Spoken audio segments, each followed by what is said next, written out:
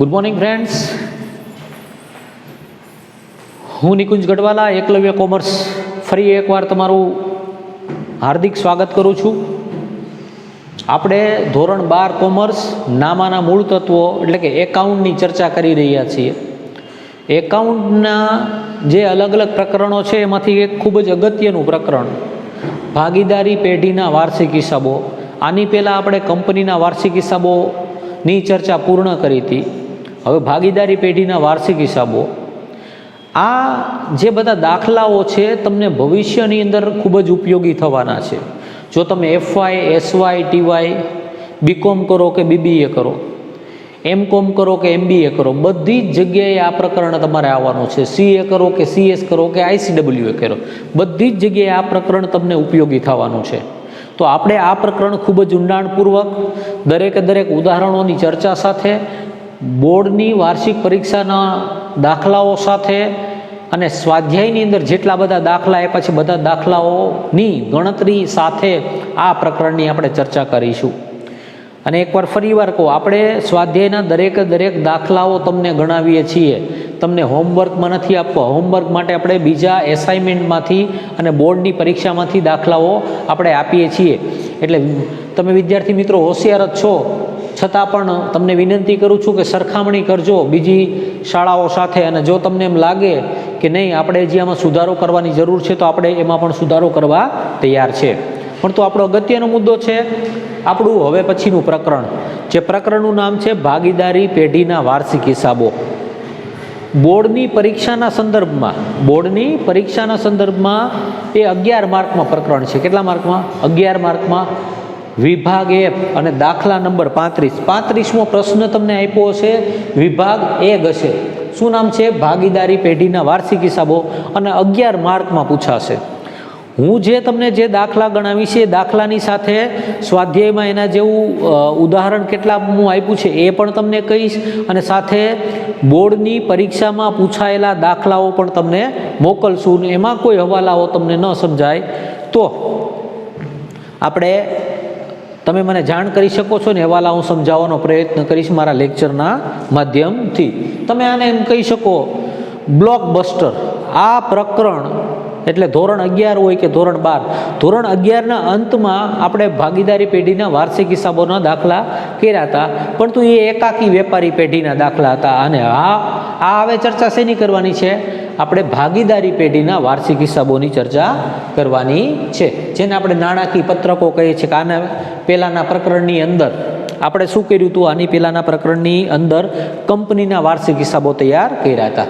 જો આ પ્રસ્તાવનાની અંદર જ તમને સાવ શરૂઆતમાં જ કહેવામાં આવ્યું છે, એકાકી માલિકીની પેઢીની જેમ જ ભાગીદારી પેઢી પણ હિસાબી વર્ષના અંતે કાચા સરવૈયા પરથી હવાલાઓ ધ્યાનમાં લઈ ધંધામાં થયેલ નફો કે નુકસાન તથા નાણાકીય પરિસ્થિતિ જાણવા માટે વાર્ષિક હિસાબો તૈયાર કરે છે. ધોરણ 11માં આપણે વ્યક્તિગત માલિકીની એકાકી વેપારી પેઢીના વાર્ષિક હિસાબો કઈ રીતે તૈયાર થાય એ શીખાતા. તેની જેમ જ ભાગીદારી પેઢી પણ પોતાના વાર્ષિક હિસાબો વર્ષના અંતે તૈયાર કરે છે 31 માર્ચ બાદ. હવે અહીંયા ઘણી બાબતો આવશે કે વાર્ષિક હિસાબો શું કામ તૈયાર કરવામાં આવે છે, તૈયાર કરવાથી શું ફાયદા થાય, એ બધી જ આપણે અહીંયા ચર્ચાઓ કરશું. ભાગીદારી પેઢીના વાર્ષિક હિસાબોમાં વેપાર ખાતું, નફા નુકસાન ખાતું, નફા નુકસાન ફાળવણી ખાતું, મૂડી ખાતા કે ચાલુ ખાતા અને પાકું સરવૈયું તૈયાર કરવામાં આવે છે. હવે ભાગીદારી પેઢીના વાર્ષિક હિસાબો તૈયાર કરતી વખતે અલગ અલગ આપણે ખાતાઓ તૈયાર કરીએ છીએ. કયા ખાતા ક્યારે બનાવવા, ક્યારે ન બનાવવા, એની આપણે ઊંડાણપૂર્વક ચર્ચા દરેક દાખલાઓની સાથે કરશું. આગળ હવે સૌથી પહેલો આપણે કારણ પૂછીએ ને, આપણે પિક્ચર જોવા જવું છે તો કે પિક્ચર શું કામ જવું છે? તો કે આ હીરો મારો ફેવરિટ છે, આ હિરોઈન મારી ફેવરિટ છે, આ વિલન મારો ફેવરિટ છે, તો મને આ જ બાઇક ગમે. શું કામ ગમે? તો કે દરેકની પાછળ કારણો હોય. મને આઈપીએલ ન ગમે, મને ઇન્ટરનેશનલ ક્રિકેટ ગમે, મને આ વેબ સિરીઝ ગમે, મને આ વેબ સિરીઝ ન ગમે, તો દરેકની પાછળ કારણો રહેલા છે.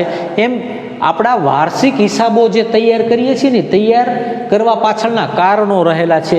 કારણોને તમે કહી શકો હેતુઓ, ઓબ્જેક્ટિવ, ગોલ, ધ્યેય, તમે ગમે તે શબ્દોનો પ્રયોગ કરી શકો. તો કે આ એના બહુ સરળ કારણો છે, સરળ હેતુઓ છે. તો કે કાચો નફો કે ખોટ જાણવા. હવે કોઈ પણ ભાગીદારી પેઢી ધંધો કરતી હોય વેપારી, એટલે સ્વાભાવિક રીતે એને જાણવાની ઈચ્છા તો હોય જ ને કે આપણે જે વેપાર કરીએ છીએ એ વેપારની અંદર આપણને નફો જાય છે કે ખોટ જાય છે. એટલે કે કાચો નફો કે ચોખ્ખો નફો, અને કાચી ખોટ કે ચોખ્ખી ખોટ જાણવા માટે.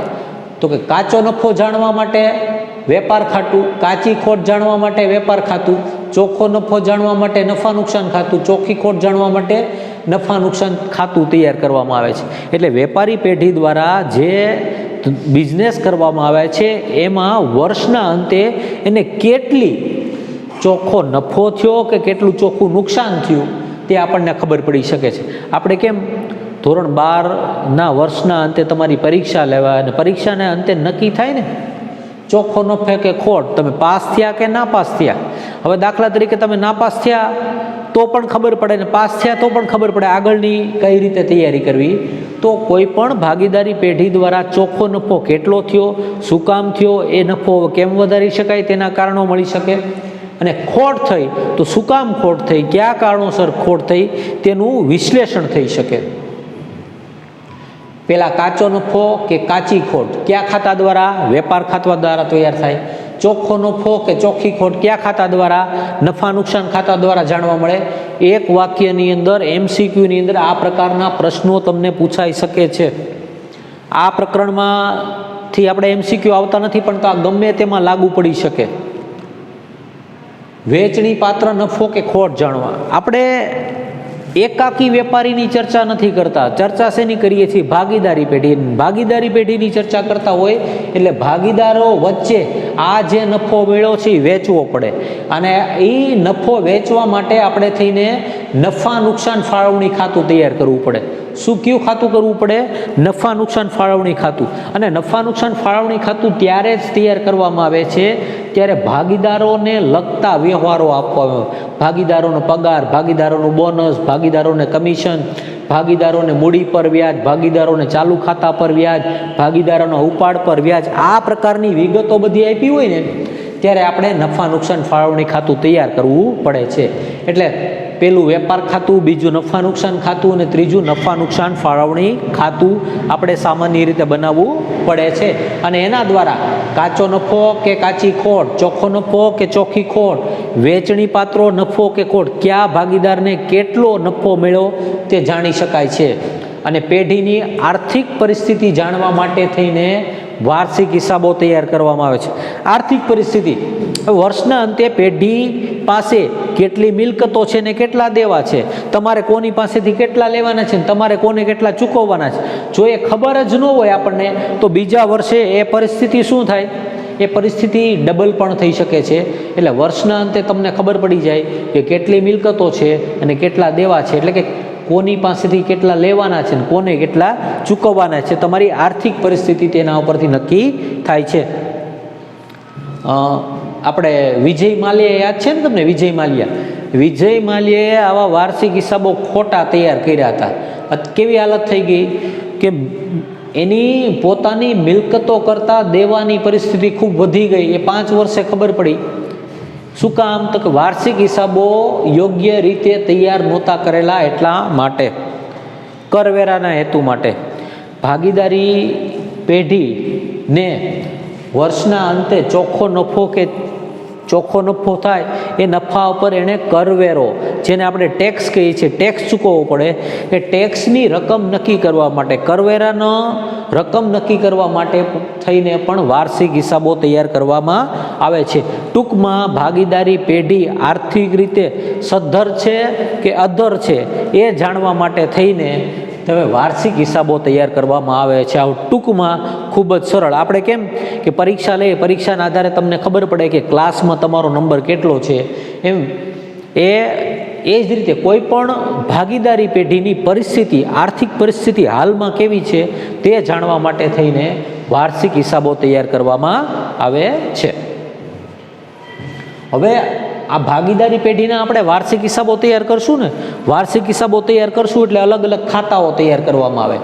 વેપાર ખાતું, તો કે વેપાર ખાતામાંથી કાચો નફો કે કાચી ખોટ જાણવા મળે. વેપાર ખાતામાં શરૂઆતનો સ્ટોક, આખરનો સ્ટોક અને ખરીદીને લગતા ખર્ચાઓ અહીંયા દર્શાવવામાં આવે છે. નફા નુકસાન ખાતામાં તો કે વહીવટી ખર્ચાઓ, નાણાકીય ખર્ચાઓ, અન્ય ખર્ચાઓ વગેરે નફા નુકસાન ખાતામાં દર્શાવવામાં આવે છે. અન્ય આવકો અને ઉપજો પણ નફા નુકસાન ખાતામાં દર્શાવવામાં આવે છે. નફા નુકસાન ખાતામાંથી આપણને કાં ચોખ્ખો નફો મળે ને કાં ચોખ્ખી ખોટ મળે. ત્યારબાદ નફા નુકસાન ફાળવણી ખાતું તૈયાર કરીએ છીએ. નફા નુકસાન ફાળવણી ખાતામાંથી આપણને વેચણી પાત્ર નફો કાં વેચણી પાત્ર ખોટ મળે છે, જે ભાગીદારો વચ્ચે વેચાય છે. મૂડી પર વ્યાજ, ઉપાડ પર વ્યાજ, ચાલુ ખાતા પર વ્યાજ, ભાગીદારો અને પગાર, બોનસ, કમિશન બધું જ આપણે નફા નુકસાન ફાળવણી ખાતામાં દર્શાવવામાં આવે છે. પછી છે ભાગીદારોના મૂડી ખાતા અને ભાગીદારોના ચાલુ ખાતા. આ માટે થઈને હવે જો અસ્થિર મૂડી ખાતા હોય તો આપણે ભાગીદારોના ચાલુ ખાતા બનાવેલા હશે, તો જો ચાલુ ખાતા બનેલા હોય તો ચાલુ ખાતા અને મૂડી ખાતા બનાવે તો બંને બનાવેલા તો બંને બનાવી શકાય, મૂડી ખાતા અને ચાલુ ખાતા. એ માટે આપણે સ્થિર મૂડી ખાતા અને અસ્થિર મૂડી ખાતાની પદ્ધતિ, કઈ પદ્ધતિ આપણે ફોલો કરીએ છીએ, કેના આધારે ગણીએ છીએ એના આધારે રહેશે. અને અંતમાં આપણે તૈયાર કરશું પાકું સરવૈયું. પાકું સરવૈયાનું બંને બાજુનું મિલકત લેણા અને મૂડી દેવા બાજુનો સરવાળો બંને મળી જાય છે. હવે એક પછી એક ઝડપથી પાછું ફરીવાર આપણે બધી ચર્ચા કરી લઈએ. પહેલું એમાં શું આવશે? વેપાર ખાતું. તો કે વેપાર ખાતાની અંદર કઈ કઈ વિગતો આપણે દર્શાવી શકાય છે એનું ઝડપથી તમને ટૂંકમાં કહી દઉં. 11મા ધોરણમાં પણ આ બધી વસ્તુઓ આપણે શીખી ગયા છે કે વેપાર ખાતાની અંદર માલની આવક જાવકના વ્યવહારો, માલની આવક જાવકના એટલે કે કેટલો માલ આવ્યો ને કેટલો ગયો. કોઈ પણ રીતે તમારી પાસેથી માલ જાય છે, દાખલા તરીકે આગથી માલ બળી ગયો, ચોરીથી માલ ગયો કે વરસાદમાં માલ તણાઈ ગયો, તો તમારી જે ખરીદી હોય એ ખરીદીમાંથી એટલો માલ ઓછો થાય છે. ઉપાડથી માલ ગયો તો તમારી ખરીદીમાંથી માલ ઓછો થાય છે. તો વેપાર ખાતાની અંદર ખરીદી અને ખરીદીને લગતા ખર્ચાઓ નોંધવામાં આવે છે. ઉધાર બાજુ શરૂઆતનો સ્ટોક, જમા બાજુ આખરનો સ્ટોક દર્શાવવામાં આવે છે. કોઈ પણ પ્રકારની ખરીદ પરત હોય તો ખરીદીમાંથી બાદ થાય છે. સામાન્ય રીતે ખરીદીની અંદરથી તમારે જે ખરીદ પરત ઉપરાંત બીજી કોઈ પણ રીતે માલ ગયો હોય તો બહાર કરવાનો આવે છે. ખરીદીના આ જે ખર્ચાઓ છે, મજૂરી, આવક માલગાડા ભાડું, જકાત, રેલવેનું, ઉત્પાદનના ખર્ચા જેવા કે કારખાનાના ખર્ચા ઉપરાંત ભાડું, કરવેરા, વીજળી, બળતણ, કોલસો, ગેસ, રોયલ્ટી, પ્લાન્ટ યંત્રોનો ઘસારો વગેરે દર્શાવવામાં આવે છે. બરોબર યાદ રાખજો, જ્યારે ઉત્પાદન કરતી પેઢી હોય ને ત્યારે પ્લાન્ટ યંત્રોનો ઘસારો આપણે વેપાર ખાતામાં દર્શાવીએ છીએ. એટલે ઉત્પાદનને લગતા જો ખર્ચાઓ હોય ને, ઉત્પાદનને લગતા કારખાનાના ખર્ચા વગેરે બધું આપણે કેમાં દર્શાવીએ છીએ? વેપાર ખાતાની દર્શાવીએ છીએ. એટલે કે ઉધાર બાજુ આવે છે. અને જમા બાજુ શું દર્શાવીએ? તો કે વેચાણ. એમ વેચાણમાંથી બાદ કરીએ આપણે વેચાણ પરત. પછી બીજી ઉપજો પણ આપણી પાસે હોય છે, ભંગાર માલનું વેચાણ અથવા બીજું કોઈ ઉપજો હોય તો તે, અને માલનો આખર સ્ટોક દર્શાવવામાં આવે છે. અને વેપાર ખાતું જે પૂરું થાય એટલે વેપાર ખાતામાંથી આપણને કાં કાચો નફો મળે અને કાચી ખોટ મળે. હવે વેપાર ખાતું આપણે બંધ કરીએ ને જો જમા બાજુનો સરવાળો વધારે હોય તો એનો મતલબ એમ છે કે ઉધાર બાજુ તફાવત આવશે, અને ઉધાર બાજુ જે તફાવત આવે એને કાચો નફા તરીકે ગણવામાં આવે છે. અને જો ઉધાર બાજુનો ટોટલ વધારે હોય, વેપાર ખાતું આપણે તૈયાર કર્યું અને ઉધાર બાજુનો જો સરવાળો વધારે હોય અને જમા બાજુ ઓછો હોય તો એનો મતલબ છે કે કાચી ખોટ ગણાય. એને શું ગણાય? એટલે આપણે પહેલાં જ કીધું ને કે વેપાર ખાતાની અંદરથી તમને કાચો નફો મળે અને શું મળે? કાચી ખોટ મળે. આ કાચો નફો કે આ કાચી ખોટ જે આપણને આવે છે એને આપણે નફા નુકસાન ખાતામાં દર્શાવીએ છીએ.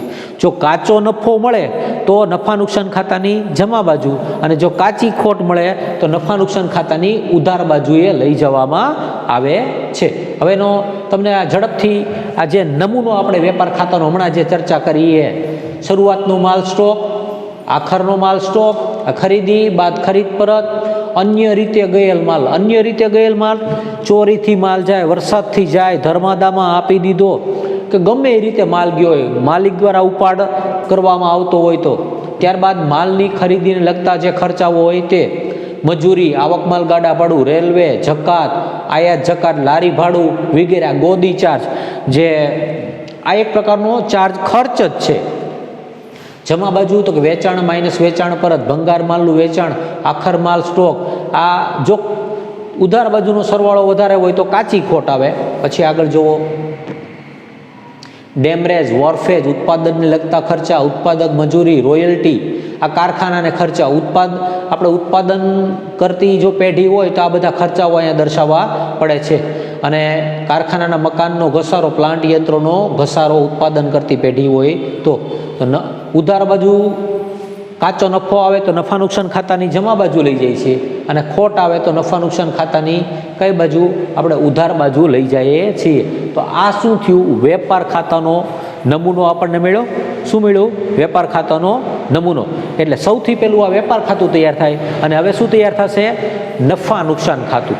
હવે શું તૈયાર થશે? નફા નુકસાન ખાતું. તો કે આ નફા નુકસાન ખાતું છે સૌથી અગત્યનું ખાતું છે. સૌથી વધુ વિગતો આની અંદર આવશે.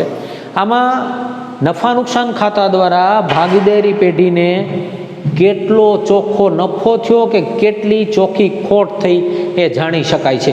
એની બધી ઝીણી ઝીણી વિગતો ઉપર આપણે વધારે ધ્યાન આપવું પડશે.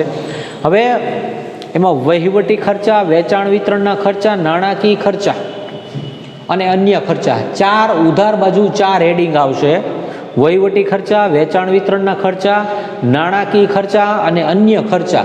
અન્ય ખર્ચાની અંદર દરેક પ્રકારનું નુકસાન, દરેક પ્રકારનો ઘસારો કે દરેક પ્રકારની ઘાલખાદ ને બધું અન્ય ખર્ચની અંદર આવશે. એટલે કે ઉધાર બાજુ નફા નુકસાન ખાતું આપણે બનાવીએ એટલે બધા જ પ્રકારના ખર્ચાઓ નફા નુકસાન ખાતાની ઉધાર બાજુ આવશે. કઈ બાજુ આવે? નફા નુકસાન ખાતાની ઉધાર બાજુ. અને જમા બાજુ પર કોઈ પણ પ્રકારની આવક હોય એટલે સૌથી પહેલાં તો કાચો નફો આપણે જે વેપાર ખાતાનો હોય તે દર્શાવશું. ત્યારબાદ મળેલ વ્યાજ, મળેલ ભાડું, મળેલ કમિશન, મળેલ ડિવિડન્ડ, મળેલ દલાલી, ઘાલખાત પરત, મિલકત વેચાણનો નફો તેમજ અન્ય પ્રકારની ઉપજો દર્શાવવામાં આવે છે. નફા નુકસાન ખાતાની જમા બાજુ શું છે? તો કે કાચો નફો, મળેલ વ્યાજ, મળેલ ભાડું, મળેલ કમિશન, ડિવિડન્ડ, દલાલી, એટલે દરેક પ્રકારની આવક એ દર્શાવવામાં આવે છે. હવે જો જમા બાજુનો સરવાળો વધારે હોય ને, નફા નુકસાન ખાતાની જમા બાજુનો સરવાળો હોય તો એનો મતલબ કે ચોખ્ખો નફો છે, અને ઉધાર બાજુનો સરવાળો હોય તો ચોખ્ખી ખોટ છે. અને આ ચોખ્ખો નફો કે ચોખ્ખી ખોટને આપણે ક્યાં લઈ જઈએ છીએ? નફા નુકસાન ફાળવણી ખાતે. ક્યાં લઈ જઈએ છીએ? નફા નુકસાન ફાળવણી ખાતે. જો ચોખ્ખો નફો હોય તો નફા નુકસાન ફાળવણી ખાતાની જમા બાજુ, ચોખ્ખી ખોટ હોય તો નફા નુકસાન ફાળવણી ખાતાની કઈ બાજુ? ઉધાર બાજુ દર્શાવવામાં આવે છે. અને હવે આનો નમૂનો જોઈ લઈએ. આ નમૂનો, આ કાચી ખોટ વેપાર ખાતેથી લાવ્યા, આ કાચો નફો વેપાર ખાતેથી લાવ્યા. આ બેમાંથી એક જ હોય, કાં કાચી ખોટ હોય ને કાચો નફો હોય. ત્યારબાદ આપણે મેં કીધું ને અલગ અલગ આ વહીવટી ચાર હેડિંગ છે. વહીવટી ખર્ચા, વેચાણ વિતરણ ખર્ચા, નાણાકીય ખર્ચા અને અન્ય ખર્ચા. વહીવટી ખર્ચાની અંદર ક્યાં ક્યાં આવશે? પગાર, ભથ્થા, બોનસ, ભાડું, વીમા પ્રીમિયમ, કરવેરા, ટપાલ ખર્ચ, સ્ટેશનરી છપામણી